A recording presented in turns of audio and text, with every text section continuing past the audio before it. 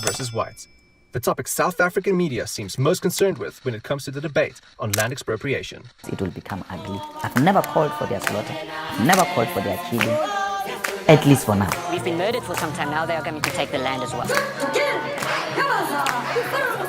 This is not helping. Yes, South Africa has racist people, but racism itself is not uniquely a South African problem. It's a global one. If we can just put race aside for a moment and take a look at the viability of land expropriation, we might just find a solution to this debate. Great.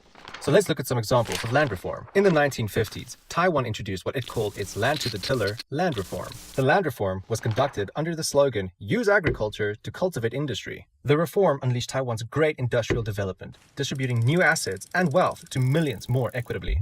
1,500 kilometers northeast in South Korea between 1945 and 1957, land reform changed the agriculture economy from importing rice to becoming self-sufficient. The land reform, by giving land to impoverished land tenants, brought social equality between the rich and the poor in South Korea. They've improved and diversified agricultural production and increased rural income by over 50%.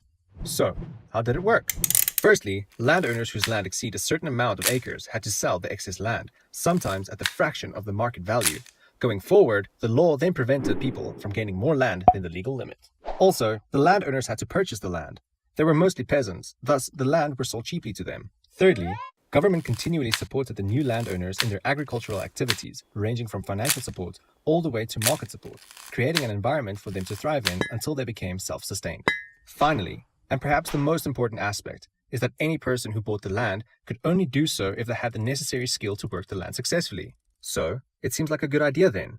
Some experts argue, however, that a great deal of the success is based on circumstances so unusual that they seem unlikely to appear elsewhere. In fact, similar attempts seem to have failed in comparison. The problem is, statistical success within history proves to be overwhelmingly negative towards any form of land reform, with some even regressing into worse situations. Africa in particular has the worst record of successful land reform in terms of economic growth and equality of wealth amongst the people. In the past, South Africa implemented land expropriation with compensation, and the results showed that 90% of the land expropriated failed to be productive.